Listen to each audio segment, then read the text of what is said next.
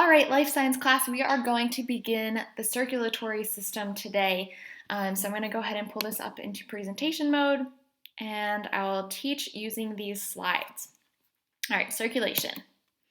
So this is a little overview of the circulatory system, which the circulatory system is a closed system. What that means is your blood is just not all floating around in your body, right? It's in your veins, it's in your arteries. We'll learn more about veins and arteries today. The circulatory system consists of your heart, arteries, veins, capillaries, blood, and the lymphatic system. So this is just an overview here. Here are some photos. You'll see a lot of these photos again in the later slides.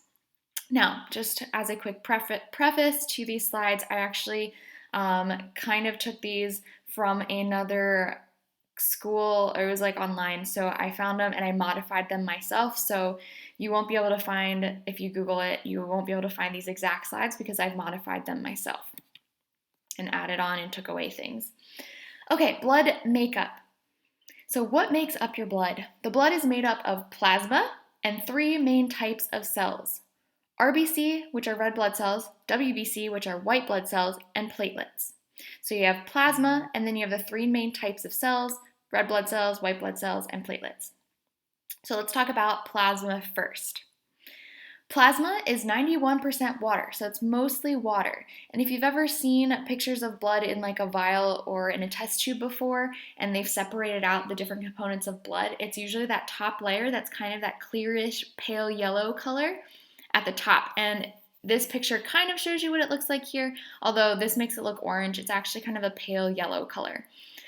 So the pale yellow fluid of the whole blood that consists of water and its dissolved constituents, meaning parts, including proteins. So the plasma is basically water, but it includes a lot of essential proteins in there, and those proteins are listed right here. You don't have to know all of these. I just wanted to include them just so you can see what they are here. All right, let's look at this diagram here. This is like an artist drawing of what it looks like when you separate out the different parts of blood, and they can actually separate out the different parts of blood by using something called a centrifuge. And what that does is you can kind of think of it like one of those, are they called merry-go-rounds at parks that you sit on and you can spin it. I don't know if you know what I'm talking about, but I think they're called merry-go-rounds on playgrounds, not the type of merry-go-round that you hop on one of the fake horses and go around in circles. This is like one of the ones at like a playground. But anyway, a centrifuge, you can think of it as the same way. So if you've ever spun around, whether it's on a tire swing or one of these merry-go-rounds really, really fast, and you stick out your arms and your head and you lean back, you can kind of feel all the blood rush in your head, right? Well, that's kind of the same situation with how we separate out the blood components. We spin it really, really fast in a centrifuge, and the heavier parts of the blood will sink to the bottom, and the lighter ones will be on top. So your top layer is going to be your plasma layer. That's that clearish yellow substance that's mostly water but contains some proteins and different parts of blood. And then you've got this layer right here, which is called the buffy coat. These are the white blood cells. So as you can see, this layer is a lot smaller than the plasma layer and the red blood cell layer. So the red blood cell layer is down here, shown in dark red. And you can see that the plasma layer is the biggest. It's 55% of the total blood volume makes up the plasma layer. So most of your blood is plasma. And then the second biggest part is the red blood cells. So the next biggest component of your blood are red blood cells. And then that middle layer here, the buffy coat or the white blood cells, make up a really small percentage. White blood cells are very important though, because those help your immune system and help fight off sickness. Now we just talked about plasma. We just talked about plasma here. The next slide, we're talking about now the three different types of cells. So red blood cells, white blood cells, and platelets. Red blood cells are a type of blood cell that is made in the bone marrow. We talked about bone marrow, and it's found in the blood. Red blood cells contain a protein called hemoglobin, which carries oxygen from the lungs to all parts of the body.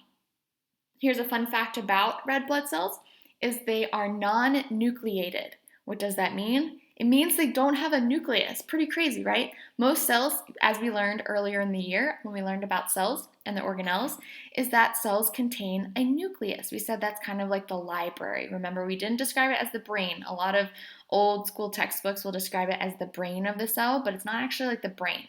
It's not telling the cell what to do, it just contains all the information for the cell to know what to do. So it's more like a library. But red blood cells are one of the few cells that do not have the nucleus, which is interesting. White blood cells do have a nucleus, and these are pictured as these kind of like clearish purpley ones, and they're pretty big. But these are involved, like I said, in the immune system. They help fight off diseases, so that way you don't get sick. And sometimes you do get sick, and it doesn't mean you don't have white blood cells.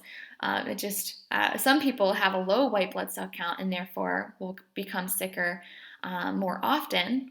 But when you are sick, that doesn't mean you don't have any white blood cells, and that's why you're sick. They just help with preventing disease and sickness. All right, now let's move to platelets. Platelets are the red blood cell fragments involved in blood clotting. So for instance, when you get a cut, let's say you get a paper cut on your finger, those hurt like crazy, even though they're not that bad of a cut, right? They still hurt like crazy. Sometimes it'll bleed, and then after like a few minutes, it'll stop bleeding, and then that blood will actually start to clot. The next day, it's probably going to heal up pretty fast. And then the next day, it's going to go away even more. And then maybe a week or two passes, and it's like it's not even there. You don't even remember it. So these are the platelets that are drawn right here. They're little red blood cell fragments. And I included this picture because I wanted to explain something about platelets. So let's pretend this is like the tip of your finger. And this is the cut right here. This is where you paper cut yourself. So these are the little platelets. And as you can see, like in this part right here, the blood is probably coming out. You're probably bleeding. This is probably right after you cut your finger. But the platelets are going to start to form or coagulate right along that cut, the opening. And then more of them are going to stick to it. So they're kind of, I like to think of them as little sticky balls. And those little sticky substances called platelets, they get all stuck together right around the cut, sealing it off.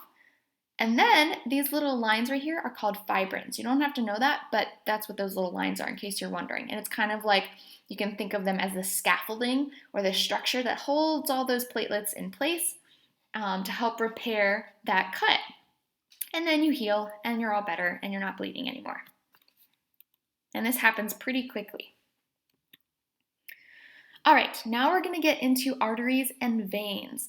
So this slide talks about arteries. The next slide is going to talk about veins. And then the third and fourth slides after this, I have a few pictures on how you can tell the difference between arteries and veins. So let's talk about arteries first. Arteries carry blood away from the heart. All right, keep that in mind. They carry blood away from the heart. They are thick-walled vessels with layers of connective tissue and smooth muscle. They're made of 3 layers. I'll show you what those layers are in a little bit. And they're pretty elastic. The reason why they need to be elastic is because they need to be able to flex with each beat of the heart. When your heart beats, it's pumping blood. So when it pumps blood through an artery, that artery needs to be able to expand a bit. So it is flexible. Veins are vessels that carry blood back towards the heart. So with arteries, away from the heart. Veins, back toward the heart. These are thin-walled, and they're also made of 3 layers. It's just that the veins are much thinner. They're not very flexible, and some even have a one-way valve to help prevent blood from flowing backwards, which is what this picture is showing you down here. You don't have to worry about this one. This is like if someone has a diseased vein valve, the blood flows back and forth, which is bad. But healthy, normal vein valve looks like this. So this is the valve right here. And this arrow is representing which way the blood flows. So you can see these little red dots are representative of blood, and the blood is flowing just one way, not the other way, because of this valve. It lets in the blood, but doesn't let the blood go the other way, so it flows in one direction. Because you don't want your blood flowing the wrong way.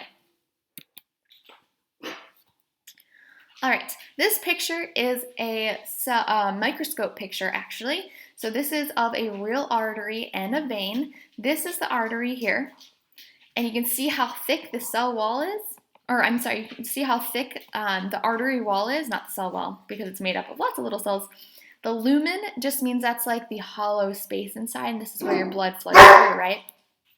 Sorry about that. And then if you look at the vein, it's kind of all contorted in a weird shape, right? That's because Veins are much thinner walled. So since veins are thinner walled, they're kind of squished a little bit more in this cross-section picture here. But this is a vein, this is an artery, this is the like space inside the artery called the lumen. The space inside the vein is also called the lumen. Really, anytime you have space inside of something, especially something that's kind of like a cylindrical shape, we usually call it the lumen. Okay, that's just to show you the thickness of an artery versus the thickness of a vein. Arteries are much thicker. This picture is also showing you artery versus vein and artery versus vein down here. Let me explain these a little bit more. So in this picture, it's showing you the different layers. The artery and vein both have 3 layers, like I mentioned. You've got the outer layer, outer layer. Then you've got the muscle layer of the artery, muscle layer of the vein. And then you have an elastic layer for the artery. Remember, we said the artery is elastic, the vein, not so much. But then you've got this layer right here, which is the elastic layer of the artery, and then the valve, which is in the vein, but not the artery. So you can see a valve right there. And the third layer here is the inner layer. So this labels everything pretty nicely. But there is 3 layers: outer layer, muscle layer, and inner layer. And then the elastic layer is just special to the artery. We don't really consider that as a layer. It's just making it elastic.